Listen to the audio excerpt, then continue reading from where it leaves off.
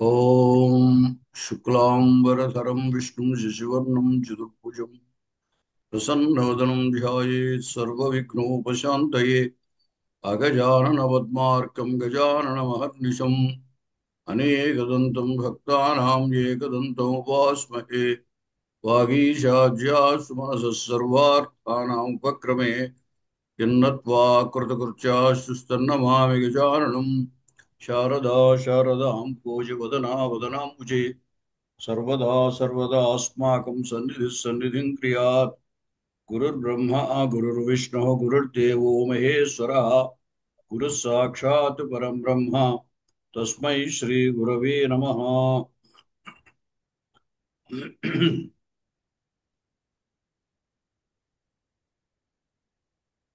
हाँ, सर्वेभ्यः स्वागतम्। धन्यवादः।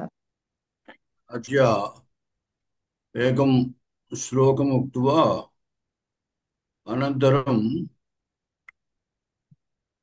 विशेषधातोः परिचयं करिष्यामि।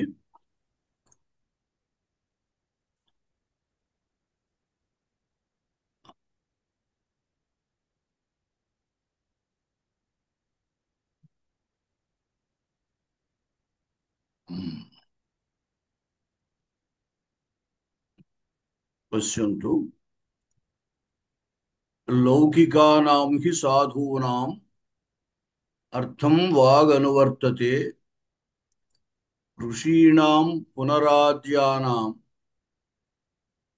वाचमर्थोऽनुधावति। ఇది మీకు షేర్ అయిందా? కావట్లేదండి. లేదు. Screen share అవట్లే.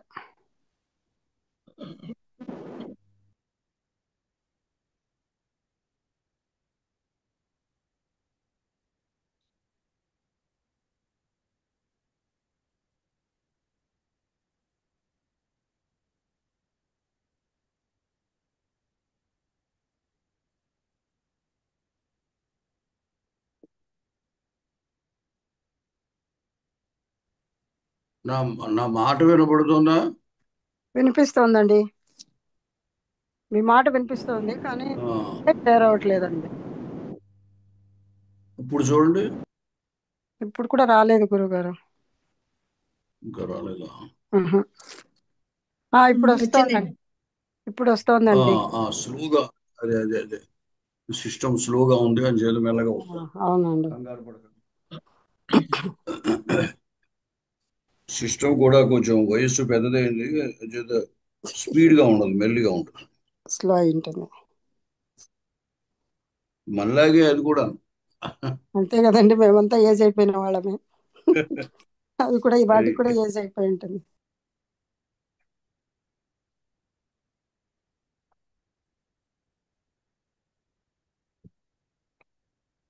ఈ నెట్ ఒక్కొక్క రోజు ఒక్కొక్కలా ఉంటూ ఉంటుంది. సరే, కాళిదాస మహాకవి రచించిన శ్లోకం ఇది. కాళిదాసు 3 శ్రవ్య కావ్యాలు, 3 నాటకాలు, దృశ్య కావ్యాలు రచించాడు. వాటిల్లో రఘువంశ మహాకావ్యము, కుమార సంభవము, ఈ 2 మహాకావ్యాలు. మేఘ సందేశం అనేది ఖండకావ్యం. ఖండకావ్యం అంటే చిన్నదేదో ఒక చిన్న సన్నివేశాన్ని దృష్టిలో పెట్టుకొని రచించేటువంటిది అనమాట. అలాగే దృశ్య కావ్యాలు, వాటినే మనం సాధారణంగా నాటకాలు అంటూ ఉంటాం. వస్తుతః రూపకములు అనాలి. రూపకాలు 10 రకాలుగా ఉంటాయి. దశ రూపకములు అని ప్రసిద్ధి. ఆ దశ రూపకములలో అన్నిటికంటే సమగ్రమైంది, ఉత్తమమైంది నాటకం అన్నమాట. అంచేత లోక వ్యవహారంలో అన్నిటినీ నాటకాలను అనడం వ్యవహారంలోకి వచ్చింది. ఈయన మాళవికాగ్నిమిత్రము, విక్రమోర్వశీయము, అభిజ్ఞాన శాకుంతలము అని 3 నాటకాలు రచించారు. దాంట్లో ఈ మాళవికాగ్నిమిత్రం మొదట రచింపబడింది అనమాట. అప్పటికి సాహిత్య లోకంలో కాళిదాసు గారు కొత్తగా వచ్చిన కవి అనమాట. అంతకుముందు భాసుడు నాటక రచనలో చాలా ప్రసిద్ధి పొందినటువంటి వాడు.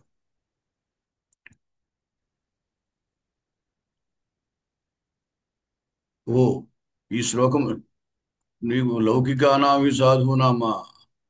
ఆహా, సర్లేండి, ఈ శ్లోకం వేరు, నేను చెప్పేది వేరు. సరే. ఇంతకీ నేను ఇంకొక శ్లోకం అనుకుని ఇంట్రొడక్షన్ చెప్పాను. మీకు పురాణం ఇచ్చేవా నసాధు సర్వం శ్లోకం చెప్పానా? లాస్ట్ క్లాస్ లో చెప్పారు గురుగారు. అదే పురాణం ఇచ్చేవా, అది పురాణం ఇచ్చేవా అదే. నసాధు సర్ రైట్ రైట్ చెప్పారు. రైట్. అదే నేను ఆ శ్లోకం అనుకుని ఇంట్రొడక్షన్ చెబుతున్నాను. అది ప్రాణమిచ్చేవన సాధు సర్వం నచాపి కావ్యం నవమిత్యవజ్యం సంతః పరీక్ష్యాన్యతరద్భజంతే మూఢ పరప్రత్యయనేయ బుద్ధిహీనం. ఆ, అది మాళవికాగ్నిమిత్రంలోది. సరే, ఇంట్రడక్షన్ అంతా ఆయన గురించి ఆ శ్లోకం అనే అభిప్రాయంతో చెబుతున్నాను. ఇక్కడ ఉన్న శ్లోకం వేరు. సరే. అత్యంతకి కాళిదాసు గారు మాళవికాగ్నిమిత్రము, విక్రమోర్వశీయము, ఉత్తర అది అభిజ్ఞాన శాకుంతలం రచించారు. దాంట్లో మాళవికాగ్నిమిత్రంలో ఆ శ్లోకం చెప్పారనమాట, పురాణం ఇచ్చేవన సాధు సర్వం అనే. భాసుడు అంతవరకు భాసుడు చాలా గొప్ప నాటకకర్తగా ప్రసిద్ధి ఉంది, ఆయనే పేర్కొన్నాడు కూడా. అందుచేత ఇలాగ పాతదని మంచిది, కొత్తదని చెడ్డది అనుకోకండి, మంచి చెడు మీరు పరీక్షించి గ్రహించండి అని చెప్పాడు. సరే, అక్కడికి అది వదిలేయండి. ఇప్పుడు ఇక్కడ ఈ శ్లోకం ఎక్కడిది అంటే భవభూతి ఉత్తర రామచరిత్రలోది. భవభూతి అనేటువంటి ఆయన కూడా చాలా గొప్ప కవి. ఆయన మన ఆంధ్రుడు అని కూడా అంటూ ఉంటారు. కాళిదాసు భవభూతి గురించి రకరకాల కథలు ఉన్నాయి, కానీ వాళ్ళిద్దరూ ఒక కాలంలో ఉన్నవాళ్ళు కాదు. కాళిదాసు ఎప్పుడో క్రీస్తు పూర్వం 1వ శతాబ్దిలో వాడు. అందుచేత అయితే లోక వ్యవహారాల్లో ఏమిటంటే అనేక కథలు పుడుతూ ఉంటాయి, వాళ్ళిద్దరికీ పరిచయం ఉన్నట్టుగాను అదేను. కానీ వస్తుతః వాళ్ళు ఒక కాలంలో ఉన్నవాళ్ళు కాదు. భవభూతి 3 రూపకాలు రచించాడు ఆయన. మహావీర చరితం, మాలతీ మాధవం, ఉత్తర రామచరితం అని మూడిటిని సాధారణ వ్యవహారంలో 3 నాటకాలు రచించాడు అని అనుకోవచ్చు. అయితే మహావీర చరితం అనేది పూర్తిగా పూర్వ రామాయణం, 6 కాండల రామాయణం ఉంది కదా, ఆ పూర్వ రామాయణాన్ని కథని ప్రధానంగా తీసుకుని రచించినటువంటిది. అక్కడ మహావీరుడు అంటే శ్రీరామచంద్రుడు. అది మహావీర చరితం అనేది. రెండవది మాలతీ మాధవం. దీన్ని సాహిత్య పరిభాషలో ప్రకరణం అని అంటారు. అంటే కథని కల్పించి కనుక రూపకం రాస్తే దానికి ప్రకరణం అని పేరు. ఏదో చరిత్రలోనో పురాణాల్లోనో ప్రసిద్ధమైన కథని తీసుకుని నాటకం రాశారనుకోండి, దాన్ని నాటకము అని అంటారు. అంచేది మాలతీ మాధవం అటువంటి ప్రకరణం అన్నమాట. దాని తర్వాత ఉత్తర రామచరితం అని మరొక నాటకం రాశారు ఆయన. మనకి ఉత్తర రామాయణం గాథ ఉంది కదా, దాన్ని ఆధారంగా చేసుకుని రాశారనమాట. ఆ ఉత్తర రామచరిత్రలో ఈ మాట చెప్పారు: లౌకికానాం హి సాధూనాం అర్థం వాగనువర్తతే ఋషీణాం పునరాద్యానాం వాచమర్థోనుధావతి అని. అంటే ఋషుల యొక్క వాక్కు ఎటువంటిది, దాని గొప్పతనం ఏమిటి అనేది ఇక్కడ చెప్పబడింది. లౌకికానాం హి సాధూనాం అర్థం వాక్ అనువర్తతే, ఋషీణాం పునః ఆద్యానాం వాచం అర్థః అనుధావతి. లౌకికానాం హి సాధూనాం అర్థం వాక్ అనువర్తతే, ఋషీణాం పునః ఆద్యానాం వాచం అర్థః అనుధావతి. అంటే లోకంలో సత్పురుషులు, సాధువులు అంటే మంచివారు, వాళ్ళ యొక్క మాట అర్థాన్ని అనుసరించి ఉంటుంది. లౌకికానాం సాధూనాం అంటే ఈ లోకంలో ప్రస్తుతం ఉన్నటువంటి వాళ్ళు, వాళ్ళల్లో సత్పురుషులు, సాధువులు, మంచివారు, వాళ్ళ యొక్క వాక్కు అర్థం అనువర్తతే, అర్థమును అనుసరించి ఉంటుంది. అంటే వాళ్ళు అబద్ధం ఆడరు. ఏం జరిగిందో అది జరిగింది జరిగినట్టుగా చెబుతారు. ఇక్కడ అర్థము, శబ్దము అంటే ఉద్దేశం ఏమిటంటే కేవలం శబ్దములకు అర్థము అని కాకుండా విషయం అన్నమాట. ఆ జరిగిన విషయాన్ని అనుసరించి వాక్ ఉంటుంది వాళ్ళకి. అంటే ఫలానా చోట ఫలానా విషయము జరిగినది, దాన్ని యథార్థంగా వాళ్ళు చెబుతారనమాట. వాళ్ళు అసత్యం చెప్పరు. అందుకోసం అర్థమును వాక్ అనుసరించడం అంటే అది. అక్కడ ఏ విషయమైతే ఉన్నదో ఆ విషయాన్ని అనుసరించే వాక్ ఉంటుంది అనమాట. వీళ్ళు కొన్ని కల్పించి మరోటి మరోటి చెప్పరు అనమాట. అది సత్పురుషుల యొక్క లక్షణం. ఉచిత లౌకికానాం సాధూనాం వాక్ అర్థం అనువర్తతే హి అనమాట. లౌకికములైన, లౌకికులైన అంటే లోకే భవాహ లౌకికాహ అంటే లోకంలో ఉన్నటువంటి వారు. లోకంలో ఉన్నటువంటి వారు అంటే ఉద్దేశం ప్రస్తుత లోక వ్యవహారంలో ఉండేటువంటి వారు. వారి యొక్క వాళ్ళలో ఉన్నటువంటి సాధువునామ, సత్పురుషుల యొక్క వాక్, వాక్కు అర్థం, అర్థమును అంటే విషయమును, జరిగిన దానిని అనువర్తతే అనుసరించి ఉంటుంది. అయితే పునః ఋషీణాం పునః ఆద్యానాం, ఆద్యానాం ఋషీణాం పునః అంటే ఆద్యులైనటువంటి ఋషుల యొక్క వాచం, వాక్కును, అర్థ, అర్థము, అనుధావతి అంటే అనుసరించి పరిగెడుతుంది అన్నారు. అంటే అనుసరించి ఉంటుంది అని అర్థం, అభిప్రాయం. అంటే ప్రాచీనులైన మహర్షులు ఉన్నారనుకోండి, మహర్షులు వాళ్ళు ఉన్నట్లుగానే చెబుతారు. అయితే వాళ్ళ యొక్క వాక్కు యొక్క విశేషం ఏంటంటే వాళ్ళ వాక్కుని అర్థం అనుసరిస్తుంది అన్నారు. అంటే అప్పటికింకా ఆ సన్నివేశమో లేకపోతే ఆ సంఘటనో ఆ విషయమో అక్కడ ఇంకా జరిగి ఉండదు. జరగడానికి ముందే వాళ్ళు ఒక మాట చెబితే ఆ మాట ప్రకారం సన్నివేశం జరుగుతుంది అని అర్థం. వాచం అర్థ అనుధావతి, వారి యొక్క వాక్కునే అర్థము అనుసరిస్తుంది అన్నారు.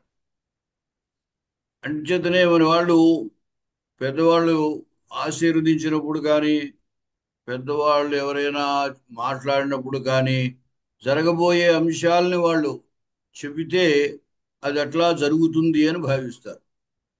అంటే అప్పటికింకా ఆ సన్నివేశము, ఆ సంఘటన జరగలేదు. జరగడానికి ముందే వీళ్ళ యొక్క వాక్కు నీకు ఫలానా జరుగుతుంది అంటే జ్యోతిష్యం మాత్రం కాదు, ఆ, నీకు మంచి ఉద్యోగం వస్తుంది, అయితే ఉద్యోగం వచ్చుగాక అన్నారనుకోండి, వారి యొక్క మాటని తర్వాత సన్నివేశం అనుసరిస్తుందని. అంటే ఏంటి, తర్వాత ఉద్యోగం రావడం అనేది తర్వాత జరుగుతుంది అనమాట. ముందు వాడి యొక్క మాట వచ్చిందనమాట. అలాగా మహర్షుల యొక్క మాటని అర్థం అనుసరిస్తుంది. అందుచేత లోక వ్యవహారంలో సత్పురుషుడు అసత్యం ఆడరు కాబట్టి వారి యొక్క వాక్యమో అర్థాన్ని అనుసరిస్తుంది. మహర్షుల యొక్క ప్రాచీనులైన మహర్షుల యొక్క వాక్కుని అర్థం అనుసరిస్తుంది. ఇప్పుడు ఎందుకంటే అక్కడ శ్రీరామచంద్రుడు వాల్మీకి మహర్షి వాళ్ళు మాట్లాడేటువంటి మాటలు అప్పటికి ఇంకా జరగని క్రితమే మాట్లాడతారనమాట. శ్రీరామచంద్రుడు అక్కడ ధర్మం కోసమై దేనినైనా విడిచిపెడతాను అని చెప్తాడు. ప్రజల యొక్క రక్షణే నాకు ముఖ్యము, ధర్మం కోసం దేనినైనా విడిచిపెడతానంటాడు. చివరికి అవి జానకీమపి అంటారు, సీతను కూడా విడిచిపెట్టేస్తానంటాడు. సరిగ్గా అదే విషయము తర్వాత జరుగుతుందన్నమాట. అలాగే వాల్మీకి మహర్షి ఆ సీతాదేవిని ఆశీర్వదిస్తాడు, నీ పుత్రులు అటువంటి గొప్పవారు అవుతారు అని చెప్పి. తర్వాత వాళ్ళు అలా అవుతారు. ఇలాగా పెద్దవాళ్ళ యొక్క అంటే మహర్షుల యొక్క మాటనే అర్థం అనుసరిస్తుంది. లోక వ్యవహారంలో అయితే సత్పురుషులు వాళ్ళు అసత్యం పలకరు కాబట్టి ఉన్నది ఉన్నట్లుగా, అంటే మొదట అర్థం జరుగుతుంది, అంటే సంఘటన జరుగుతుంది, దాన్ని అనుసరించి వాక్ ఉంటుంది అని చెప్పారు. ఆ? లౌకికానాం అంటే లోక వ్యవహారములో ఉన్నటువంటి సాధువునాం సత్పురుషుల యొక్క వాక్, వాక్కు అంటే మాట, అర్థం అర్థమును, అనువర్తతే హి అంటే అనుసరించి ఉండును కదా. ఆద్యానాం అంటే ప్రాచీనులకు, మొదటి వారకు అన్నాడు. మొదటి వారు అంటే మనకంటే ముందున్నవారు కాబట్టి ప్రాచీనులైన ఋషీణాం ఋషుల యొక్క, అయితే పునః అంటే పునః అంటే కాని అని ఇక్కడ మామూలుగా అయితే పునః అంటే మరలా అని అర్థం. కానీ ఇక్కడ మరలా అని కాకుండా ఒక వాక్యాన్ని ఆ, రచించడంలో ఇది ఒక విధమైన పద్ధతి అనమాట, స్టైల్ అనమాట. వాక్య రచన విధానములో ఇటువంటివి ప్రయోగిస్తారు.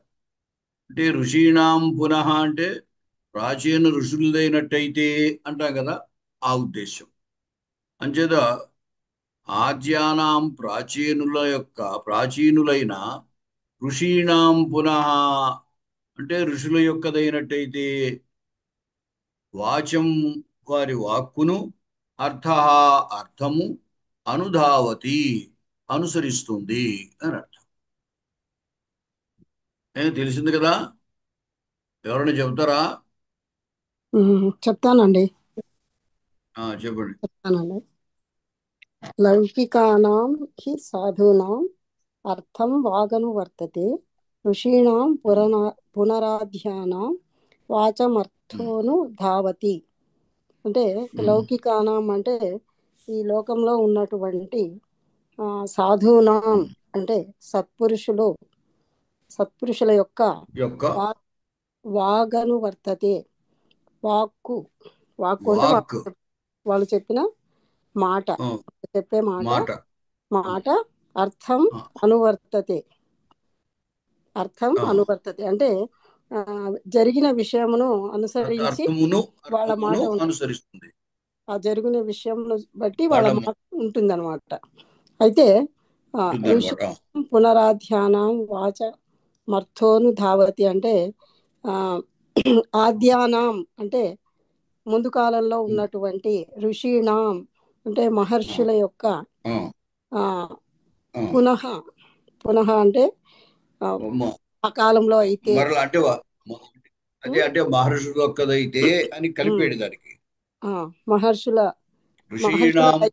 మహర్షులకైతే వాచం అర్థోను ధావతి అంటే వాళ్ళ యొక్క వాక్కును అర్థము అనుసరిస్తుంది. ఉమ్, వాళ్ళ యొక్క అంతే. ఆ, వాక్యమును వాక్కును అర్థం ఆ, అనుసరిస్తుంది అని చెప్తున్నానండి. అంటే వాళ్ళు చెప్పినట్లుగా చాలా మటుకు జరుగుతుంది అని. జరుగుతుంది అని తాత్పర్యం. జరుగుతుంది అని వాళ్ళు చెప్పినట్లుగా జరుగుతుంది అని. ఆ, సరే. సత్యవాణి గారు. చెప్తానండి. లౌకికానాం హి సాధూనాం అర్థం వాగనువర్తతే ఋషీణాం పునరాజ్యానాం వాచమర్థో అనుధావతి. లౌకికానాం అంటే ఈ లోకంలో ఉన్నవారు, లోక వ్యవహారంలో ఉన్న సాధూనాం సత్పురుషుల యొక్క వాక్ అంటే మాట, వాళ్ళు ఒక విషయం గురించి చెప్పిన మాట అర్థాన్ని అనువర్తతే అనుసరించి ఉంటుంది.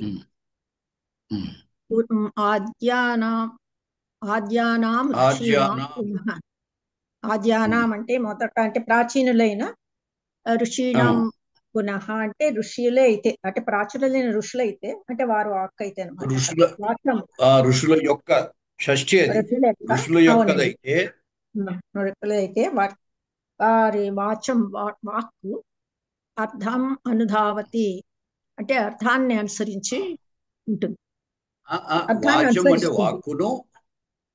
అంటే వాక్కును అర్థం అనుసరిస్తుంది. ప్రథమ ద్వితీయ తేడా. వాచ్యం వాక్కును అర్థం అనుసరించు. అవునండి, వాక్కునే అర్థం అనుసరించి ఉంటుంది. అంటే వాళ్ళు చెప్పినట్టుగా ఒక ఆశీర్వాదం లాగా అవుతుంది. సరిపోయి ఇంకెవరు చెప్తారా? సరే, పర్వాలేదు, తర్వాత దాంట్లో పెడదాము. మీకు కొన్ని ధాతువులు, విశేష ధాతువులు కొన్ని ఇంతకుముందు కూడా కొన్ని చెప్పి ఉంటాము. క్రూయీకరణే అనే ధాతు, ఇది ఉభయపది అని అంటారు దీన్ని. అంటే పరస్మయ పదంలోను ఆత్మనేయ పదంలోనూ కూడా ఉంటుంది. ఇక్కడ క్రూ దాని పక్కన యా, ఈ యకారము చవర్గ పంచమాక్షరం. దీన్ని ఇత్సంజక వర్ణము అని అంటారు. ఇక్కడ ఆ యకారము ఇత్సంజక వర్ణముగా ఉన్న ధాతువులు ఏవైనా సరే అవి ఉభయపది ధాతువులు అనమాట. అంటే పరస్మయ పదంలోనూ వాడచ్చు, ఆత్మనేయ పదంలోనూ వాడచ్చు. అలాగే ఇది తనాది ధాతువు అని పెట్టాం. మనకి 10 గణాలు ఉన్నాయి. దాంట్లో ఈ తనాదులు అని ఒక గణం. అంటే వాదులని, అదాదులు, జుహోత్యాదులు, దివాదులు, ఇట్లాగా పాణిని మహర్షి 10 సమూహాల కింద, 10 గణాల కింద ధాతువులన్నిటినీ వివరించి చెప్పారు. దాంట్లో వికరణ ప్రత్యయాలు ఒక్కొక్క దాంట్లో ఒక్కొక్కలా ఉంటుంది. వికరణ ప్రత్యయం దాన్ని బట్టి దాని యొక్క ప్రయోగము, తిగంత రూపం ఉంటుందన్నమాట. మనం ముఖ్యంగా ఒక 4 రకాలు మాత్రమే చెప్పుకున్నాం. దాంట్లో ఆ అనేది మధ్యలో ఉంటుంది. వాదుల్లో ఆ అనేది, అలాగే దివాదుల్లో యా అని, తుదాదుల్లో మళ్ళీ ఆ అని, చురాదుల్లో అయితే అయా అని ఉంటాయి అని మనం ఇంతకు ముందు చెప్పుకున్నాం. అవి కొంచెం సులువుగా ఉంటాయని ఆ 4 గణాలకు సంబంధించిన ధాతువులు చెప్పుకోవడం జరిగింది. అయితే కొన్ని మనకి తప్పనిసరిగా అవసరమైన ధాతువులు కొన్ని ఉన్నాయి. అవి ఈ వాదిగణంలోనూ వాటిల్లో లేవు. కానీ అవి మనం తెలుసుకోకపోతే నిత్య వ్యవహారం, వాడు సంస్కృత వ్యవహారం చేయడానికైనా లేదా సంస్కృత భాషలో ఏమైనా రాయటానికైనా వాటి యొక్క అవసరం చాలా ఉంటుంది అనమాట. దాంట్లో ముఖ్యంగా ఈ క్రూయిధాతు, చేయుట. మనం చేయడం అనే పని నిత్యము ఏదో ఒక పని మనం చేస్తూనే ఉంటాం. అది మానసికంగా కానీ లేదా శారీరకంగా కానీ చేస్తూనే ఉంటాం. కాబట్టి ఈ ధాతువు చాలా ముఖ్యం అన్నమాట. ఇది తనాదుల్లోది అనమాట. ఈ తనాది ధాతువుల్లో ఏమిటంటే మొట్టమొదట ధాతువు కృధాతువు, అవతల కాలపురుషార్థక ప్రత్యయం అని చెబుతున్నాం కదా, తి అనే ప్రత్యయము, మధ్యలో ఉ ఉ అని వికరణ ప్రత్యయం అనమాట. అది మీకు అవసరం లేదనుకోండి, ఊరికే చెబుతున్నాను. అంచేత తనాది క్రూయభ్య ఉహు అని ఆ క్రూధాతువు మీద ఉ అనే ప్రత్యయం వస్తుంది అని చెప్పారనమాట. దీనికి పరస్మయ పదంలో ఎలా ఉంటుందో చూపిస్తున్నారు. వర్తమానే లట్ కరోతి, కురుతః, కుర్వంతి, కరోషి, కురుతః, కురుథ, కరోమి, కుర్వః, కుర్మః. కరోతి అంటే కృధాతువు మధ్యలో ఊ ప్రత్యయము, అవతల తీ ప్రత్యయము. దాన్ని గమనిస్తే మీకు తెలుస్తుంది. ఈ విషయం ఇంతకు ముందు కూడా ఎప్పుడైనా ఒకసారి మీకు చెప్పుండొచ్చు. ఈ ఆ అనేటువంటిది వాదుల్లో ఆ వస్తుంది, తుదాదుల్లో కూడా ఆ వస్తుంది. మధ్యలో వాదుల్లో వచ్చిన ఆ దాని ముందున్నటువంటి ధాతువుకి గుణం వచ్చే అవకాశం ఉంటే అక్కడ గుణం వస్తూ ఉంటుంది. అంటే గుణం వచ్చే అవకాశం అంటే ఆ ధాతువు చివరి ఇకారం కానీ, ఉకారం కానీ, అరుకారం కానీ ఉన్నట్టయితే గుణం వస్తూ ఉంటుంది. అంటే గుణం వచ్చే అవకాశం అంటే అటువంటి వాటికే గుణం వస్తుంది. అలా అవకాశం ఉన్న వాటికి అక్కడ గుణం వస్తూ ఉంటుంది అనమాట. భూధాతువుకి గుణం వచ్చి భో అవుతుంది. తర్వాత అవాదేశం వచ్చి భవ అవుతుంది అనమాట. భూధాతువు తీ ప్రత్యయము, మధ్యలో ఆ అని ప్రత్యయం. ఈ వాదుల్లో ఉన్న ఈ వికరణ ప్రత్యయము ఆ, దానివల్ల వెనకాల ధాతువులో గుణం వస్తూ ఉంటుంది అనమాట. అంచేత ఉకారానికి గుణం వచ్చి ఓకారము, దానికి అవాదేశం వచ్చి భవ్ అని భవతి అని రూపం అవుతోంది. అదే తుదాది ధాతువుల్లో అయితే అకారం అక్కడ అకారమే, కానీ వెనకాల ఉన్న ధాతువుకి గుణం రాదు. అంచేది అక్కడ తుద్దు ఆ తి తుదతి అనే అవుతుంది, కానీ తోదతి అవదనమాట. అలాగా ఆ వికరణ ప్రత్యయం యొక్క లక్షణం ఒక్కొక్కలా ఉంటుంది. దానికంతా వ్యాకరణంలో అనేక రకాలు ఉన్నాయి. అవన్నీ ఇప్పుడు వద్దులండి మీకు. ఇప్పుడు ఇంతకీ ఏమిటంటే నేను చెప్పేది, ఆ వెనకాల దానికి గుణం రావడం అనేది ధర్మం అనమాట. ఈ గుణం ఎప్పుడూ కూడా ఏకవచనాల్లో కనబడుతుంది. వర్తమాన కాలంలో ఏకవచనాల్లోనే గుణం వస్తుంది. ద్వివచన బహువచనాల్లో గుణం రాదు. అలా గమనిస్తే మీరు ఇక్కడ కరోతి ఉందనుకోండి, క్రూ ధాతువు, తర్వాత ఊ ప్రత్యయం, తర్వాత తీ ప్రత్యయం. ఇక్కడ ఈ ఊ అనే ప్రత్యయం వల్ల వెనకాలన్న కురువులో రుకారానికి గుణం వచ్చింది. రుకారానికి గుణము అర్. ఎప్పుడు కూడా ఎక్కడైనా రుకారానికి గుణం వస్తుంది అంటే అర్ అనేది వస్తుంది. అదే రుకారానికి వృద్ధి వస్తుంది అని ఎక్కడైనా అన్నట్టయితే ఆర్ అని వస్తుంది. రుకారస్య గుణవృద్ధి అరారావేవా అని చెప్పారు. రుకారమునకు గుణము అర్, వృద్ధి ఆర్ అనే వస్తాయి. అందుచేత ఈ క్రూలో రుకారానికి గుణము అర్ అంటే కర్ర అయిందనమాట. తర్వాత ఊ ప్రత్యయం కదా, దానికి అవతల తీ వల్ల ఆ ఉకారానికి గుణం వచ్చింది. అంచేత ఓ ఉకారానికి గుణం ఓకారం. చేత కర్ర ఓ తి కరోతి అనమాట. ఆ ప్రత్యయాలు మార్పు ఏకవచనాల్లో చూడండి. ప్రథమ పురుష ఏకవచనము తిప్పు, మధ్యమ పురుష ఏకవచనము సిప్పు, ఉత్తమ పురుష ఏకవచనం మిప్పు, తిప్పు, సిప్పు, మిప్పు. ఈ మూడు ప్రత్యయాలు ప్రథమ పురుష ఏకవచనం, మధ్యమ పురుష ఏకవచనం, ఉత్తమ పురుష ఏకవచనం. ఇవి పరంగా ఉన్నప్పుడు మూడిట్లోనూ కూడా వెనకాల ఉన్న దానికి గుణం వచ్చింది, ఉకారానికి గుణం వచ్చింది. మంచిదే కరోతి, కరోషి, కరోమి అని. ఈ కరోషి ఎందువల్ల అయిందంటే ఆ సకారం ప్రత్యయంలో ఉన్న సకారానికి వెనకాల ఇణ్ ఇణ్ కవర్గలు అంటారు. ఆ ఇణ్ కవర్గలు ఉన్నప్పుడు ఈ సకారము షకారంగా మారుతూ ఉంటుంది అనమాట. చూడు, మీరు ఎక్కడైనా సరే ఈ సకారానికి ముందు ప్రత్యయాలు వచ్చినప్పుడు, ప్రత్యయంలో కనుక సకారం ఉన్నట్టయితే ఆ సకారానికి ముందు ఇణ్ కానీ కవర్గ కానీ ఉంటే సకారము షకారంగా మారుతుంది. ఇది కూడా మీరు గమనిస్తే తెలుస్తుంది. ఇప్పుడు రామశబ్దానికి ఉందనుకోండి, సప్తమి బహువచనంలో రామేషు అని ఉంది. ఆ రామేషు ఎందుకయింది అంటే సప్తమి బహువచన ప్రత్యయం సుప్పు. సుప్పులో సు ఉంటుంది, సకారం ఉంది. ఆ సకారం షకారంగా మారింది. అంటే దాని వెనకాల ఏకారం ఉండడం వల్ల షకారంగా మారింది. ఏకారం ఇండ్ అనమాట. ఇండ్ అంటే ఈ ఊరులు ఏ ఓ ఐ ఔ అంటే అకారం తప్ప మిగతా అచ్చులన్నీ ఇండులవుతాయి. అంతేకాకుండా హయవరల, ఎరళవ అంతస్థ అంటారు కదా, ఎరళవలు అంతస్తులు. అంతస్థ వర్ణాలకి ఇంకా అదనంగా హకారం కలపాలి. హయవరల అచ్చులు హయవరల అనేటువంటివి పరంగా ఉన్నట్టయితే, అలాగే కవర్గొన్న ఇన్ను కవర్గలు అని చెప్పారు. మంచిది, ఇన్ను వర్ణాలు కవర్గ.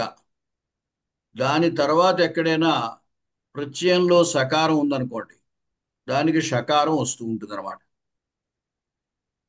మీకు ఉదాహరణలో ఇప్పుడు రామేషులో షకారం కనపడుతోంది, హరిషిలో హరిషు కనపడుతోంది, పురుషు కనపడుతోంది. అదే రమాశబ్దం తీసుకున్నారనుకోండి, రమాసు అని ఉంటుంది. ఎందువల్లంటే ఆ సకారానికి వెనకాల ఆకారం ఉంది. అదే గౌరీ శబ్దం అయితే గౌరీషు అంటే సకారాన్ని వెనకాల ఈకారం ఉంది. ఈకారం ఇండు, ఆకారం ఇండు కాదు. అంచేత అది గుర్తనమాట. మీరు ఎక్కడైనా ఇక్కడ సకారం రాయాలా షకారం రాయాలా అని సందేహం వచ్చిందనుకోండి, ఆ వెంటనే మీరు దాన్ని గమనించవచ్చు. ఆ సకారం వెనకాల ఈ ఇండు కవర్గలు ఉంటే సకారం షకారంగా ఉంటుంది. అది కాకపోతే సకారం షకారంగా మారదు అని ఒకటి గుర్తు పెట్టుకోవచ్చు అనమాట. సాధారణంగా మీకు అలా ఉంటుంది. ఎక్కడైనా రేర్ కేసెస్లో ప్రత్యేకించి ఏమైనా ఉంటే ఉండొచ్చు, అది వేరే సంగతి. చూసుకోండి. తర్వాత ఇప్పుడు అంటే మనం ధాతువుని సులభంగా అర్థం చేసుకోవచ్చు అనమాట. ఇలాగా గమనించినట్టయితే కరోతి, కురుతః, కుర్వంతి, ఈ ఏకవచనాల్లోనే గుణం వస్తుంది. ద్వివచన బహువచనాల్లో గుణం రాదు. అంచేత కురుతః, కుర్వంతి, ఇక్కడ అదనంగా ఆకారానికి ఉకారం కనపడుతుంది కూడా, అది వ్యాకరణంలో చెప్పారు. సరే, కరోతి, కురుతః, కుర్వంతి, కరోషి, కురుతః, కురుథా, కరోమి, కుర్వః, కుర్మః. తర్వాత మనం చెప్పుకునేటువంటి వాటిల్లో భూతకాలము లంగ్ చెప్పుకుంటున్నాం.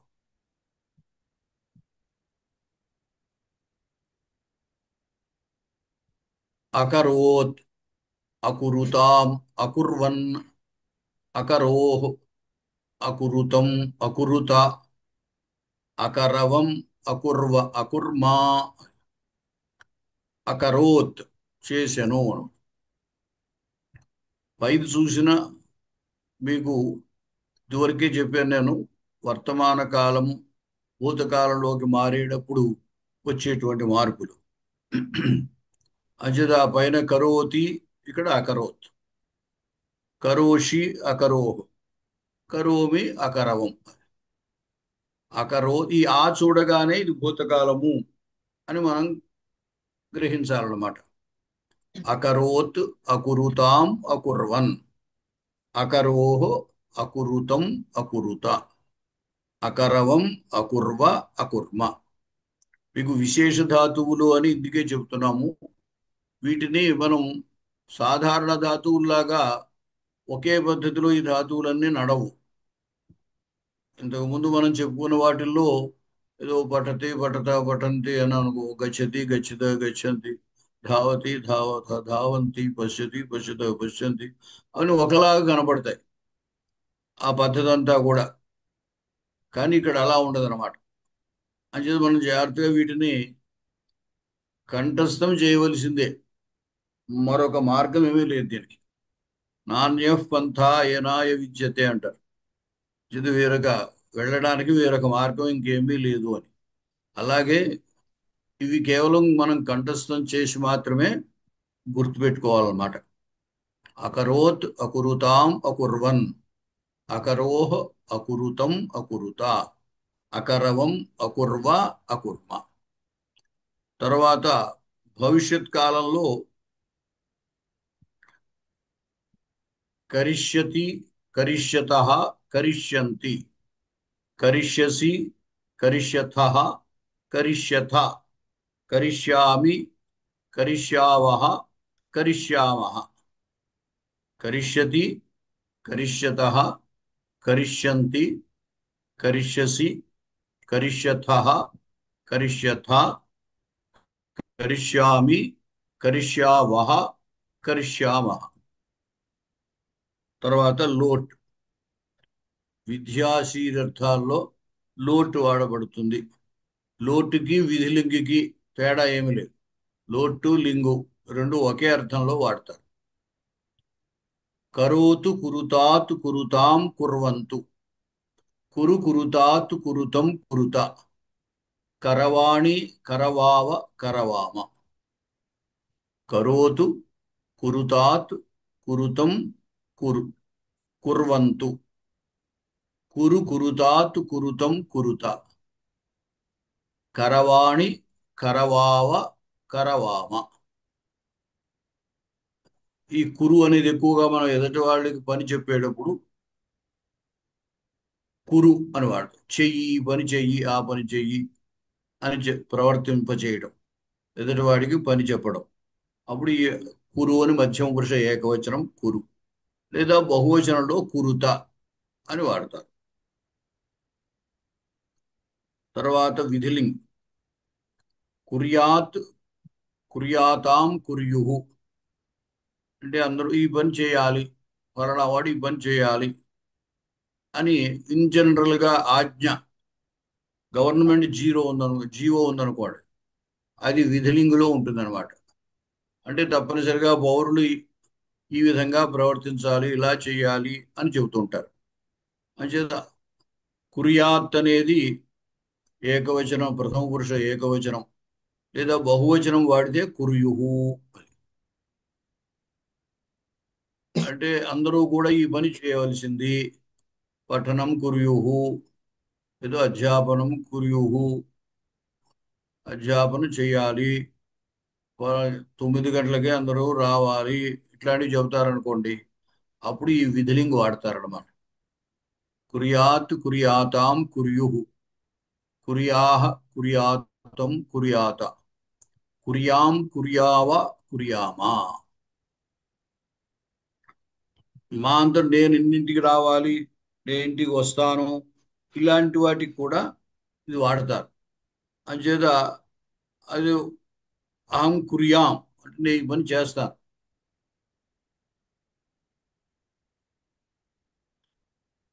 తర్వాత ఉన్నాడు. ఈ 5 మనం చెప్పుకుంటున్నవి వర్తమానంలో లట్టు, భూతకాలంలో లంగ్, భవిష్యత్తు ఋటు, తర్వాత లోటు, విధిలింగు. ఈ 5 లకారాలు మనం చెప్పుకుంటున్నాం. ఇవి కాక ఇంకో 5 లకారాలు కూడా ఉంటాయి. ప్రస్తుతం వాటి జోలికి వెళ్ళొద్దు మనం. తర్వాత ఆత్మనేపథంలో ఈ 5 ఎలా ఉంటాయో చూపిస్తున్నాం ఇక్కడ. వర్తమాన కాల లట్. కురుతే, కుర్వాతే, కుర్వతే, కురుషే, కుర్వాథే, కురుధ్వే, కుర్వే, కుర్వహే, కుర్మహే. కురుతే, కుర్వాతే, కుర్వతే, కురుషే, కుర్వాథే, కురుధ్వే, కుర్వే, కుర్వహే, కుర్మహే. పైన కరోమి అన్నాం, ఇక్కడ కుర్వే అన్నాం. రెండింటికి అర్థం ఒకటి. ఆత్మనేపదానికి పరస్మేపదానికి అర్థంలో ఏమీ ఇక్కడ భేదం ఉండదు. అయితే వస్తుతః భేదం అసలు ఉండవలసినదే, కానీ లోక వ్యవహారంలో ఆ భేదం పోయింది చాలా కాలం క్రితమే. ఈ విషయం కూడా ఇంతకు ముందు ఎప్పుడైనా మీకు చెప్పుంటాను. దాని పేరును బట్టి పరస్మై పదం, ఆత్మనే పదం. పరస్మై అంటే ఇతరుని కొరకు, ఆ చేసే పని యొక్క ఫలితము ఇతరులకి చెందేటట్టయితే అప్పుడు పరస్మై పదం వాడాలని, తనకు చెందేటట్టయితే ఆత్మనే పదం వాడాలని ఆ పేర్లు అట్లా ఏర్పడ్డాయి అన్నమాట. పరస్మై పదం, ఆత్మనే పదం. అంటే ఇప్పుడు సహా కరోతి అంటే అతడు చేస్తున్నాడు అంటే ఆ చేసే పని యొక్క ఫలితాన్ని ఇతరులకు కూడా వర్తింపజేస్తాడు. తనకే కాకుండా ఇతరులకు కూడా ఆ ఫలితం అందుతుంది అనమాట. అటువంటిప్పుడు కరోతి అంటారు. అలా కాకుండా ఆ ఫలితం తనకు మాత్రమే చెందాలి అనుకుంటే అప్పుడు కురుతే అంటారు అనమాట. అలాగా అసలు ఆ పదాలు, ఆ పేర్లు ఏర్పడడానికి కారణం అది. ఈ పరస్మై ఆత్మనే, ఆత్మనే అంటే తనకు. ఇప్పుడు పచధాతు ఉందనుకోండి, పచతి, పచతే. పచతి అంటే వండుచున్నాడు. ఇప్పుడు వంటవాడు ఇంట్లో వంట చేస్తాడు ఫంక్షన్స్ లో. అప్పుడు ఆ చేసిన ఫలితము వంట అందరికీ పెడతాడు పదార్థాలు, అందరూ తింటారు. అది తను తింటారు, అందరూ తింటారు. అక్కడ పరస్మై పదం పచతి. అలా కాకుండా తన కోసం తానే ఒకడు ఎవరైనా వండుకు తింటున్నాడు, అప్పుడు అక్కడ పచతే అంటే తన కోసం తాను వండు కొనుచున్నాడు. తెలుగులో మనకి ఈ రెండింటికి తేడా అని చెప్పడానికి ఈ కొను అనేది వస్తుంది. చదువుచున్నాడు, చదువుకొనుచున్నాడు. చదువుతున్నాడంటే వాడు ఎవరైనా చదువుకోని వాడు ఈ ఉత్తరం చదవండి, ఈ పేపర్ చదవండి అన్నాడు అనుకోండి, అప్పుడు వీడు చదివి వినిపిస్తూ ఉంటాడు. అంటే వాడు చదువుతున్నాడు అప్పుడు, కానీ ఎదుటి వాడి కోసం చదువుతున్నాడు. అలా కాకుండా తన కోసం తాను పుస్తకం చదువుతున్నాడు, అప్పుడు చదువుకొనుచున్నాడు అని. ఇంట్లో తల్లిదండ్రులు పోరు వాళ్ళకి చదువుతున్నాడు అనుకోండి, అప్పుడు చదువుతున్నాడు. ఆ చదువు వాడి కోసం చదువుకుంటే చదువుకొనుచున్నాడు అన్నమాట. అంటే క్రియాఫలము కర్తకి చెందితే అప్పుడు ఆత్మనేపదం వాడాలి. ఇటువంటి తేడా ఒకప్పుడు ఉండేది. అయితే కాలక్రమంలో భాషలో మార్పు రావడంతో ఈ తేడాని వదిలిపెట్టేశారు. అయితే ఎప్పుడైనా సాహిత్యంలో ఆ విశేషార్థములు అవి చెప్పేటప్పుడు ఇటువంటివి ఉపకరిస్తూ ఉంటాయన్నమాట. అక్కడ ఏదైనా సందర్భంలో ఆ ధాతువుకి రెండు, పరస్మైపదం, ఆత్మనేపదం రెండూ కూడా చెప్పే అవకాశం ఉన్న చోట ఇటువంటి వాటిని వాడితే అప్పుడు ఇగో పరస్మైపదం వల్ల ఇది, ఆత్మనేపదంలో ఇది ఉపయోగము అని చెప్పడానికి ఉపయోగిస్తూ ఉంటాయి ఇవి అప్పుడు. సరే, భూతకాలంలో లం అకురుత, అకుర్వాతాం, అకుర్వత, అకురుథాః, అకుర్వాథాం, అకురుధ్వం, అకుర్వి, అకుర్వహి, అకుర్మహి.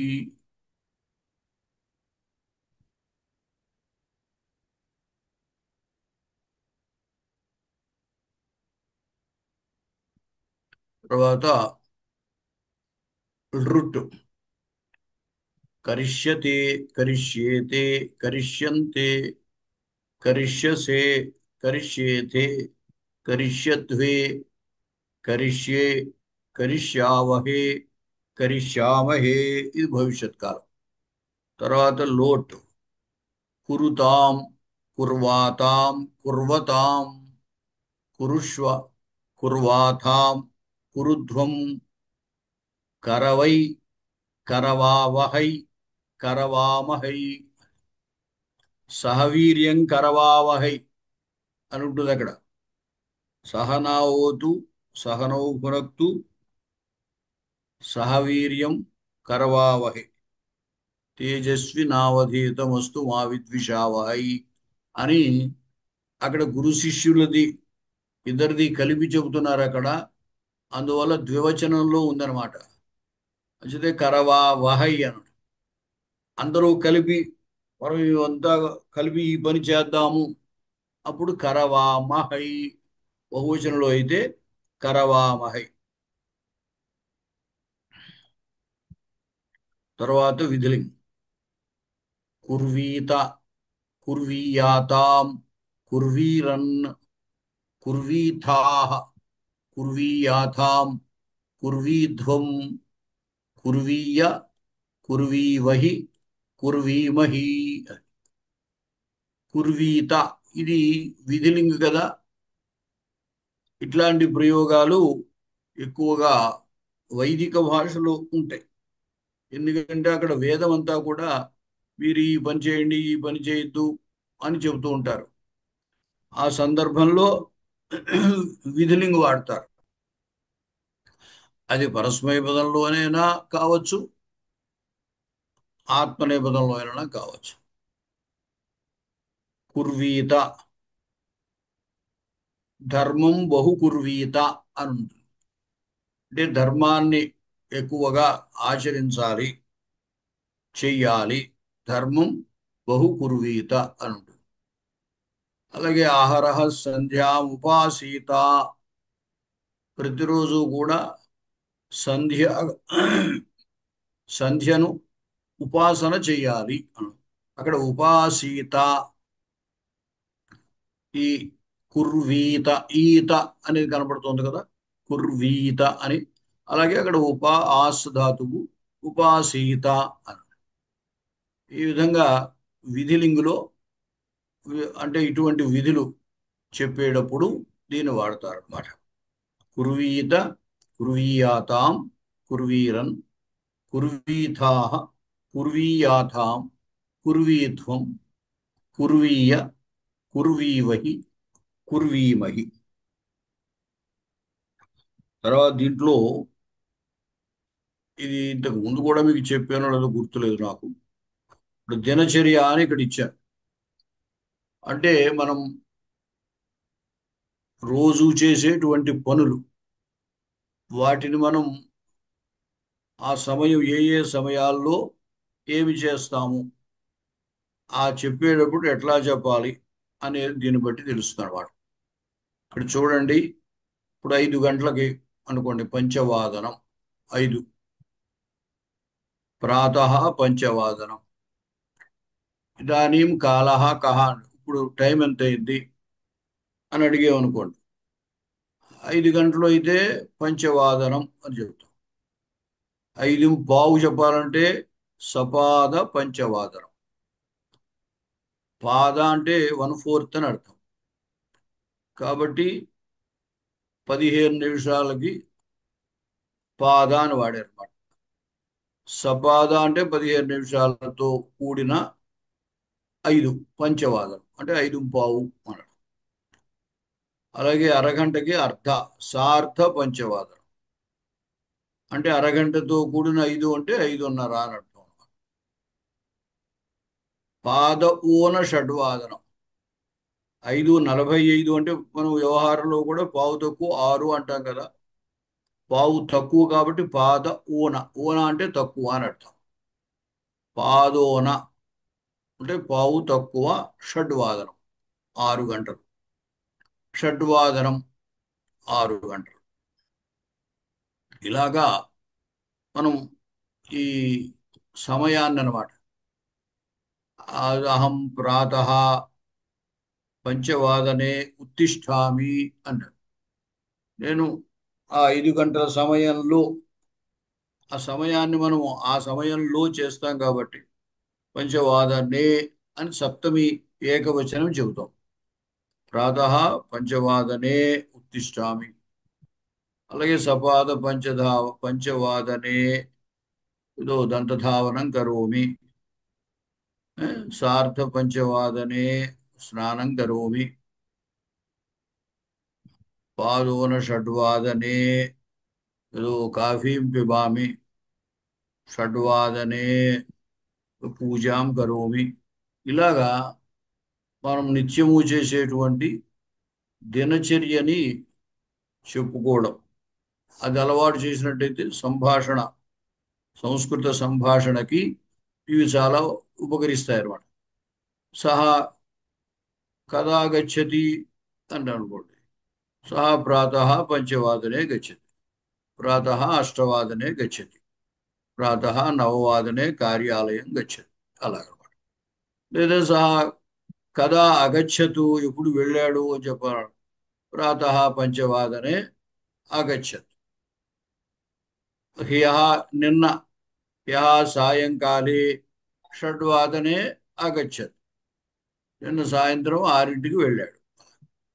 లేదా శ్వః ప్రాతः పంచవాదనే గమిష్యతి, రేపు ఉదయం 5 గంటలకు వెళతాడు, గమిష్యతి. ఇట్లాగా మనము భూత భవిష్యత్ వర్తమాన కాలాలు వాడుకుంటూ ఈ దినచర్య అంటే మన దినచర్య అక్కర్లేదు, ఏదైనా విషయాలు చెప్పడానికి ఇవి ఉపయోగిస్తాయన్నమాట.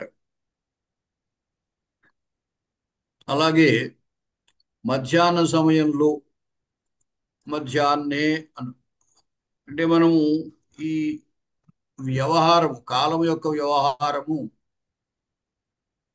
1, 2, 3 అవి పొద్దుట మధ్యాహ్నము అట్లా రాత్రి, ఆ సమయాన్ని బట్టి వాటిని అలాగే లెక్క పెడతాం. అంతే 12 తర్వాత 13, 14, 15 అని అనడం మనకి వ్యవహారంలో లేదు. అందుచేత 24 గంటలు అయినా, పగలు 12 గంటలు, ఏదో రాత్రి 12 గంటలు అని చెప్పినా మనము వ్యవహారంలో ఎట్లా చెబుతామంటే 1 గంట అయింది, 2 అయింది, 3 అయింది అని చెప్తాం. అలాగే రాత్రి అయినా అదే వ్యవహారం. అందుచేత ఆ సమయాన్ని నిర్దిష్టంగా మనం చెప్పాలన్నమాట. ప్రాతకాలంలో అయితే ప్రాతః, అది 12 గంటల దాకా ప్రాతకాలంలో వరుసకు చెబుతాం. 12 గంటల నుంచి మధ్యాహ్నము అంటాం. అదే చివరి ఏదో 4 గంటల నుంచి సాయంకాలం అంటాం. ఏదో 6, 7 అయితే ఇంకా రాత్రి అంటాం. ఆ విధంగా అన్నమాట. అలాగే తెల్లవారుజాముని చెప్పేటప్పుడు కూడా తెల్లవారుజాము అని అనడానికి నిశాంతము అంటారు. అంటే రాత్రికి చివర, రాత్రికి చివరే తెల్లవారుజాము కాబట్టి నిశాంతము అని అంటుంటారు.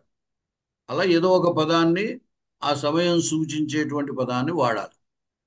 మధ్యాహ్నే ద్వాదశవాదనం, అలాగే సపాద ద్వాదశవాదనం, సపాద ద్వాదశవాదనే ఏదో అహం భోజనం కరోమి, సార్ధద్వాదశవాదనే ఏదో కార్యాలయం గచ్చామి, పాదోన ఏకాదశవాదన, ఇట్లాగా ఆ సమయాన్ని నిర్దేశం చేయడానికి ఈ సపాద, సార్ధ, పాదోన ఈ మూడింటిని గుర్తుపెట్టుకోవాలి. అంటే అదే సమయము అని కాదు. ఇంకా మామూలుగా సమయం చెప్పాలి అంటే ఇప్పుడు 5 నిమిషాలు, 10 నిమిషాలు అంటే ఆ అంకెలు మీరు ఇంతకు ముందు చెప్పుకునే ఉన్నాం కాబట్టి పంచనిమేష, అధిక, ఊన ఈ 2 పదాలు వాడుకోవాలి. పంచనిమేష అధిక ఏకవాదనం అని అనుకోండి, 1, 5 అని అర్థం అన్నమాట. లేదా దశనిమేష అధిక ఏకవాదనం అంటే 1, 10 నిమిషాలు అనమాట. ఆ విధంగా తక్కువ ఎక్కువ అని చెప్పడానికి న్యూన అధిక లేదా ఊన అధిక. పంచనివేశ న్యూనాని కానీ ఊనాని కానీ, ఊన అంటే తగ్గడం. అలాగా ఈ దినచర్యని చెప్పడం అలవాటు చేసుకోవాలన్నమాట. అలాగే సాయంకాలం కూడా పంచవాదనం, సపాద పంచవాదనం, సార్థ పంచవాదనం, పాదోన షడ్వాదనం, షడ్వాదనం. రాత్రి సమయానికి సప్తవాదనం, సపాద సప్తవాదనం, సార్థ సప్తవాదనం, పాదోన అష్టవాదనం, అష్టవాదనం. నిశాంతి ఇందాక చెప్పాను కదా, తెల్లవారుజామున అక్కడ చతుర్వాదనం, సపాద చతుర్వాదనం, సార్థ చతుర్వాదనం, పాదోన పంచవాదనం, పంచవాదనం. ఆ, ఇలాగా ఈ దినచర్య చెప్పడం అనేది అలవాటు చేసుకోవాలి. మీరు ఎవరైనా 4 వాక్యాలు చెప్పడానికి ప్రయత్నిస్తారా? ఆ? ప్రయత్నం చేయరా? చేస్తాం గురుగారు. చెప్పండి. ఏదో ఒకటి మీరు ఉమ్, కరెక్ట్ గా మీరు అదే పనులు చేయక్కర్లేదు. ఉమ్, ఊరికే వాక్యాలు చెప్పడం కోసమే ఇప్పుడు ఇది అభ్యాసమే అంతే. ఉమ్. మీరు పొద్దుట 8ంటికి లేచినా నేను 6ంటికి లేస్తాను అని చెప్పచ్చు, ఇబ్బంది లేదు. అసత్య దోషం ఏం రాదు.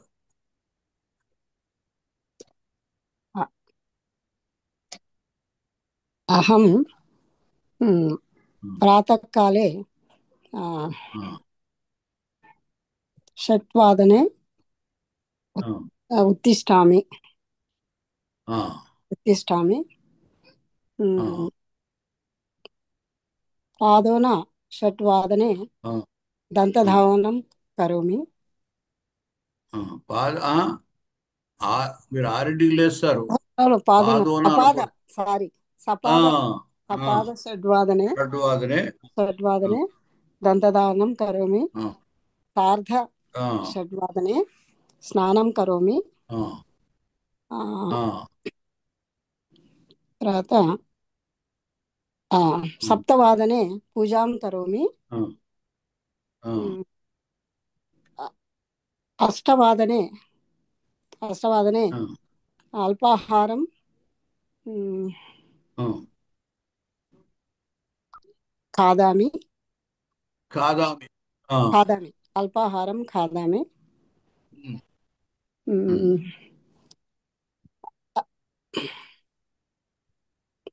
10:00 కార్యాలయం ఉమ్, గచ్చామి. ఉమ్, ఆ, ఉమ్, స- మధ్యాహ్నే 1:00 ఆ, భోజనం కరోమి. ఆ, ఆ, ఆ, సాయంకాలే ఆ, ఆ, 5:00 ఆ, ఆ, గృహం ఆ, గృహం ఆగచ్చామి ఆ. ఆగచ్చామి. సమీచీనం. ఉమ్, బాగుంది. ఆ తర్వాత సాయం ఉమ్. రాత్రౌ అనంతరం, రాత్ తర్వాత చెప్పాలంటే అనంతరం. అనంతరం రాత్రౌ 8:00 ఉమ్, ఆ, ఆ, భోజనం కరోమి. ఆ, డిన్నర్ భోజనం కరోమి. రాత్రౌ ఆ, 10:00 ఆ, సు- నిద్రపోతా అనేక ఎట్లా చెప్తారు. నిద్రాం కరోమి. నిద్రాం కరోమి. నిద్రాం కరోమి. నిద్రాం కరోమి. ఆ? ఆ, బాగుంది, శుభం. అలాగా. ఇంకా ఎవరు ధన్యవాదాలు. చెప్తారా? ధన్యవాదాలు. చెప్తాను. మహోదయ ఆ, చెప్పండి. నేను చెప్పనా? చెప్పండి. ఆ, మమ నామ భార్గవి. అహం ఆ, ఆ, సార్ధ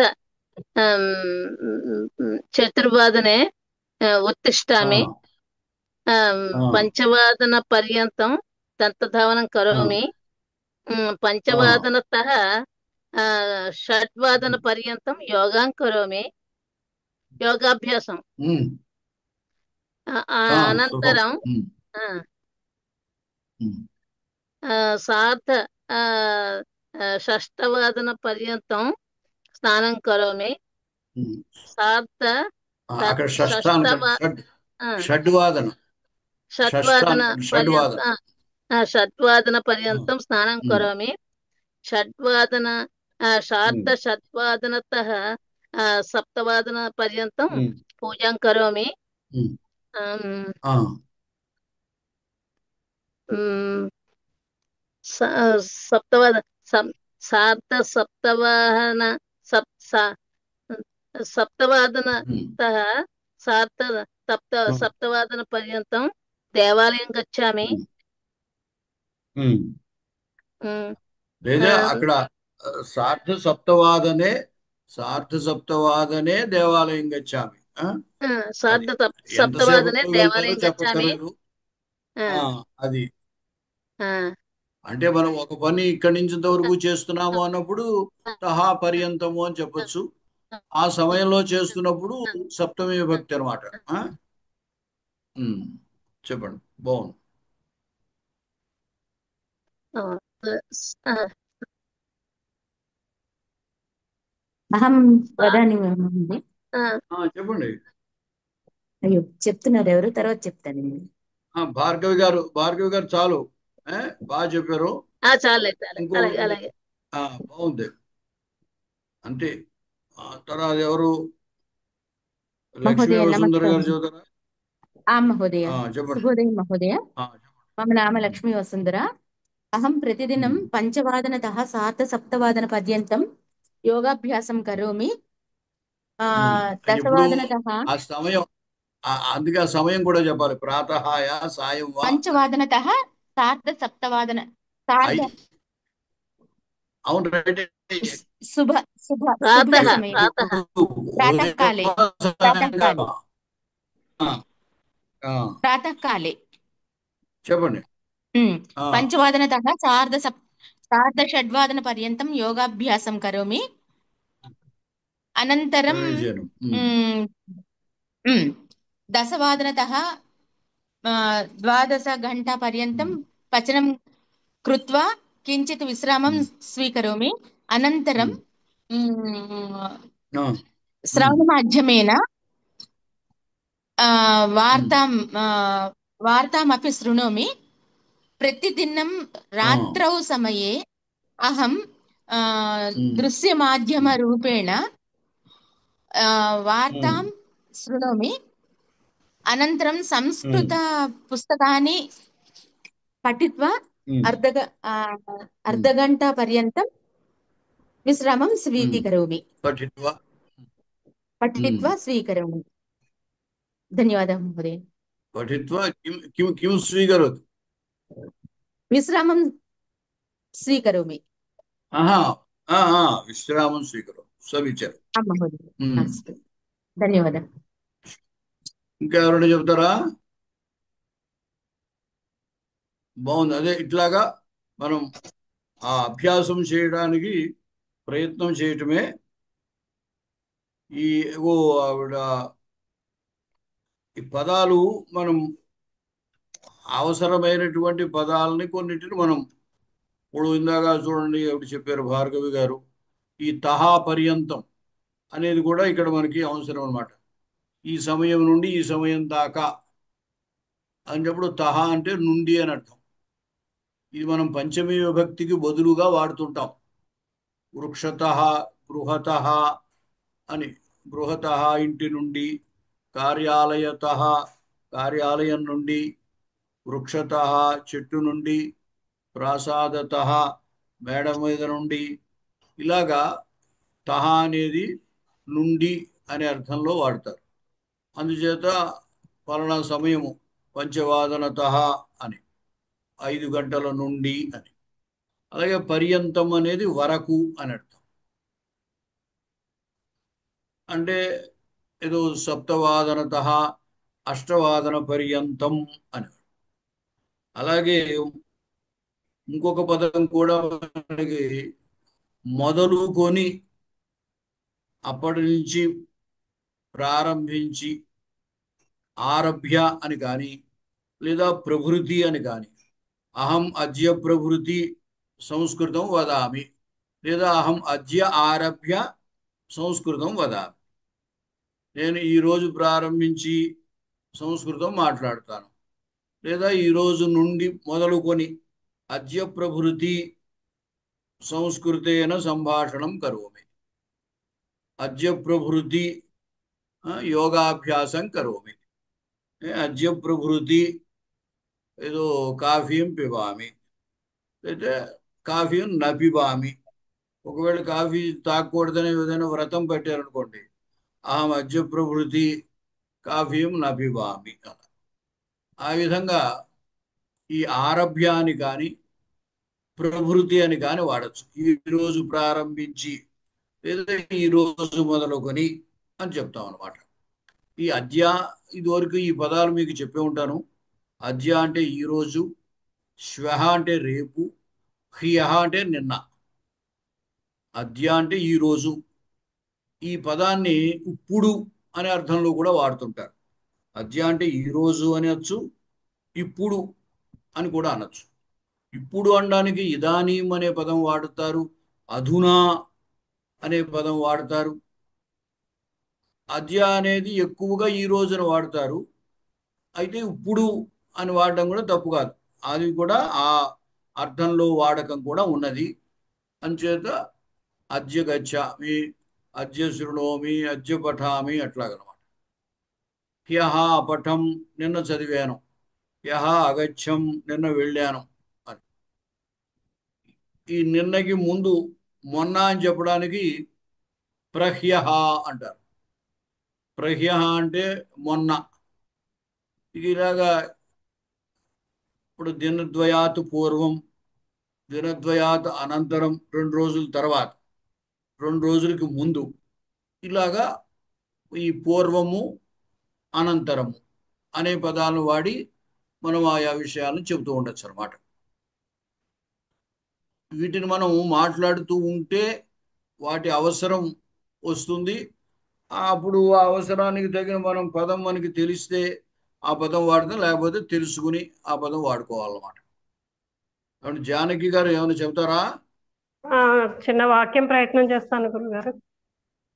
చిన్న వాక్యం మాకు ఏంటి? 3 మాట్లాడటమే వాక్యాలు రావాలి చెప్పాలి. బాగా గురుగారు. అహం చిన్న చిన్న వాక్యాలు చెప్పండి. అహం ప్రతి మంగళవాసరే అంతర్జాల మాధ్యమే సార్ధ-షడ్వాదనతః అష్టవాదన పర్యంతం సంస్కృత పాఠం శృణోమి. సమీచీనం. అహం ప్రతిదినం సాయంకాలే 6:00 7:00 పర్యంతం విష్ణు సహస్రనామం పారాయణం కరిష్యామి. అనంతరం మమ గృహతః దేవాలయం గచ్చామి. ఒక మాట, ప్రతిరోజు చేసేదానికి వర్తమాన కాలం చెప్పేయచ్చు. ప్రతిరోజు చేస్తుంటే కరోమి అనొచ్చు. ఎప్పుడైనా ఒకసారి చేసేటప్పుడైతే కరిష్యామి. షడ్వాదనతః అహం దేవాలయం గచ్చామి. అష్టవాదనం అహం దేవాలయతః గృహం ఆగచ్చామి. అష్టవాదనే అహం గృహం ఆగచ్చామి. సమీచీనం. ధన్యవాదాలు. శుభం.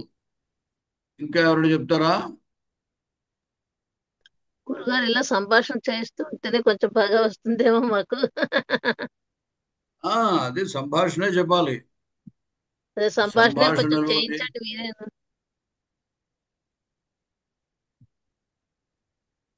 అంచేతే సంస్కృతంలో ఇప్పుడు పాఠము అది కూడా సంస్కృతంలో చెప్పుకోవడం ఉన్నట్టయితే మీకు బాగా అలవాటు అవుతుంది. సంస్కృతం వచ్చిన వాళ్ళతోటి ఏదో ఒకటి రోజు 5 నిమిషాలు ఏదో ఒకటి మాట్లాడుతూ ఉంటే ఆ సంభాషణ అలవాటు అవుతుంది అన్నమాట. మహోదయ అహం వదామి. సరే, ఇగో ఇంకొక సంగతి మీకు, ఈ మన వేదభారతి అనే సంస్థ తెలుసు కదా మీకు. హైదరాబాద్లో వేదభారతి అని వాళ్ళు 30 సంవత్సరాలుగా వేదానికి సంబంధించి అలాగే సంస్కృతానికి సంబంధించి దాని ప్రచారానికి అనేకమైనటువంటి కార్యక్రమాలు వాళ్ళు చేస్తున్నారు. దాంట్లో భాగంగా ఇప్పుడు ఈ సంభాషణ ప్రత్యేకం, సంభాషణ గురించి ప్రతి సోమ మంగళవారాల్లో, ఇంకా అది అనౌన్స్ చేస్తారు రేపు, ప్రతి సోమ మంగళవారం, వారానికి 2 రోజులు అన్నమాట. కేవలం ఈ సంభాషణ కోసమే అది పెడుతున్నారు. అయితే అది మరి మీ అందరికీ సౌకర్యం ఎట్లా ఉంటుందో నాకు తెలియదు. మధ్యాహ్నం వాళ్ళది 4 to 5 వాళ్ళ క్లాస్ అనమాట. అది వాళ్ళలో కొంతమంది మొన్నటిదాకా ఒక 30 రోజులు వాళ్ళకి ఇలాగే మీకు చెప్పినట్టుగానే సంస్కృతం ప్రాథమికంగా కావలసిన విషయాలన్నీ వాళ్ళకి చెప్పడం జరిగింది. ఆ సభ్యులంతా కూడా ఇప్పుడు ఈ సంభాషణకి చేరుతారు. అలా కనుక మీరు సంభాషణ వారానికి 2 రోజులు దాంట్లో కనుక చేరినట్టయితే మీరందరూ కూడా ఆ సంభాషణ నేర్చుకోవచ్చు అనమాట. కేవలం అక్కడ మాట్లాడటమే నేర్పిస్తారు. ఆ? అది మీకు తెలుస్తుంది. లేకపోతే ఈ గ్రూప్ లో కూడా వాళ్ళు అనౌన్స్ చేశాక నేను అది ఈ గ్రూప్ లో పెడతాను. మీరు సావకాశం ఉన్నవాళ్ళు దాంట్లో చేరండి. అది లింక్ పెట్టండి ఉపకరిస్తుంది. అంటే బాగుంది. అలాగేనండి. అలాగే గురుగారు. అది సరే. ఇవాళకి ఇంకా ఇక్కడితో ముగిద్దాము. శుభం. ఆ? శుభం. మళ్ళీ వారం కలుసుకుందాము. ఇక త్వరలో ఈ ఈ క్లాసుని ఇంకా ఈ లెవెల్ 1 క్లాసుని ఇంకా ముగించేస్తాము. మీరందరూ కూడా లెవెల్ 2లోకి వెళ్ళిపోతారు. అప్పుడు దాంట్లో పాఠం చెప్పుకోవచ్చు. తర్వాత అది మళ్ళీ మీకు ఎప్పుడు ప్రారంభం అవుతుందో అనేది తర్వాత చెప్తాను మీకు. ఇప్పుడు ఇవాళ 19వ క్లాస్ కదా ఇది. ఇంకొక 2 అంటే 20, 21 అంటే ఇంకొక 2 వారాలు మీకు ఈ ప్రాథమిక లెవెల్ లెవెల్ 1 1 క్లాస్ ఉంటాయి. తర్వాత నుంచి లెవెల్ 2లోకి మిమ్మల్ని మార్చాలి. అది ఎట్లా చేద్దాం, ఎప్పుడు ప్రారంభిస్తాం అనేది మీకు తర్వాత తెలియపరుస్తారా? అలాగేనండి. అది శుభం. ఈ మళ్ళీ సంభాషణ ధన్యవాదాలు తరగతులు గురుగారు. ఎప్పుడు ఉంటాయి గురుగారు? ఏంటి సంభాషణ తరగతులు అన్నారు కదా, ఎప్పుడు ఉంటాయి? అది రేపు 30వ తేదీ నుంచి ప్రారంభం. 30 సోమవారం అయింది. ఉమ్. సోమ మంగళ ప్రతి వారము 2 రోజులు సోమ మంగళ. అలాగే. అలాగే. అయితే మధ్యాహ్నం ఉంటుంది ఆ క్లాస్. మధ్యాహ్నం 4 to 5. మీ సావకాశాన్ని బట్టి ఉండేవాళ్ళు దాంట్లో చేరినట్టయితే పూర్తిగా అక్కడ సంభాషణ మీదే దృష్టి అనమాట. ఇంకా కొత్తగా మధ్యాహ్నం మీకు దాంట్లో పాఠం ఉండదు. గురుగారు ఆ, మధ్యాహ్నం ఎన్ని గంటలకు? 4 to 5. 4. ఓ, 4 4. to 5 అంటే మరి నేను అదే అమెరికాలో ఉన్నాను. నేను కూడా అమెరికాలో ఉన్నాను గురుగారు. ఆఫీసులో ఉండే వాళ్ళకి ఆఫీసులో జాయిన్ అవ్వడము. కొంతమందికి అయితే పొద్దుటే ఎర్లీ మార్నింగ్ అవుతుంది. 4 గంటల కంటే అక్కడ పొద్దుటే అంటే మాకు 5:30 పొద్దున అవుతుందండి. 5:30. అర్లీ మార్నింగ్ 3:30 అవుతుంది మాకు. అర్లీ మార్నింగ్ 3:30 అవుతుంది మాకు. అబ్బో, అదే కొన్ని మరి ప్రాబ్లమ్స్ ఉన్నాయనుకోండి. అంటే వాళ్ళు కూడా ఇలాగే రకరకాల అంటే వాళ్ళ షెడ్యూల్లో 6:30 అట్లా అయితే ఓకే. సర్లేండి. అంటే సార్ అది మీరు కండక్ట్ చేస్తారా అది సంభాషణ? నేనే కండక్ట్ చేస్తాను. అందుకే చెప్పాను. అంటే అంతే టైమే కొంచెం గురుగారు. టైం ఎట్లా జాయిన్ అవ్వాలో మాకు కొంచెం తెలియదు. ఇబ్బంది. అవునవును. చూద్దాం. ఆన్లైన్ ఆఫ్లైన్ గురుగారు? Online class. ఆన్లైన్ క్లాసేనా అంటున్నారు ఆవిడ. అన్నీ ఆన్లైనే. ఇప్పుడు ఇంకా ఆఫ్లైన్ లో క్లాసులు ఎక్కడ జరగట్లేదు. ఆన్లైన్ ఇది రికార్డింగ్స్ ఉంటాయండి మరి. అంటే సంభాషణకి రికార్డ్ చేస్తారు. బహుశా సంభాషణ కూడా చేస్తారు రికార్డ్. ఓకే అండి. అట్లయితే రికార్డ్ చేస్తారు. అన్ని మేము రికార్డింగ్లు వినాల్సిందే. అయితే మేము జాయిన్ అవ్వలేము. 3:30 అంటే అర్లీ మార్నింగ్ కొంచెం కష్టము. అదే అంటే మీకు అవకాశాన్ని బట్టి జాయిన్ అయ్యి అవకాశం ఉన్న రోజు మీరు జాయిన్ అయితే, అంటే ఉడికే సంభాషణ పద్ధతి విన్నట్టయితే మీరు కూడా మాట్లాడతారు. అందుకు మాట్లాడడం వస్తుంది బాగానే. అవునవునండి. అవునవును. ప్రయత్నిద్దామా? పెట్టండి లింక్. అవకాశాన్ని బట్టి జాయిన్ అయిపోతాం. మన గ్రూప్ లో పెడతాను. అవకాశం ఉన్న వాళ్ళు వస్తూ ఉండండి. అలాగే అలాగే అలాగే. సరే, నమస్కారం. ధన్యవాదాలు గురుగారు. నమస్కారం గురువు గారు. ధన్యవాదాలు. మీరు చాలా బాగా చెప్తున్నారు. ధన్యవాదాలు మహోదయ. ధన్యవాదः. నమస్కారः మహోదయ. నమస్తే గురుగారు. పునః మిలామः. నమస్కారः. పునర్మిలామः. సాధయామస్తావత్. సాధయామः అంటే ఇప్పుడు చూడండి వెళ్ళొస్తామని చెప్తారు. సాధయామः సాధయామः ఆగామి వాసరే పునః మిలామः. పునః మిలామः. నెక్స్ట్ మళ్ళీ కలుద్దాం. నెక్స్ట్ ట్యూస్డే ఆ, నెక్స్ట్ आगामी मङ्गलवासरे पुनः गुरुगारु? मिलामः। మంగళవాసరే పునః మిలామ. మంగళవాసరే అంటే నెక్స్ట్ పునః ట్యూస్డే మిలామः. ఏమంటారండి? నెక్స్ట్ ఆగామిని मङ्गलवासरे వచ్చే आगामी వచ్చే ఆగామిని ఆగామి మంగళవాసరే. ఆగామిని కుజవాస ఆగామి కలిపేస్తే నీ అక్కర్లేదు. ఆగామి మంగళవాసరే అని కలిపేస్తే మధ్యలో నీ అవసరం లేదు. లేదా పునః ఆగామిని మిలామः. మంగళవాసరే అంటే నకారాంత శబ్దం అనమాట. ఆగామిన్ అని నకారాంతం, దానికి సప్తమి ఆగామిని అనమాట. మనం సమాసం కింద లెక్క పెడితే నీ అక్కర్లేదు.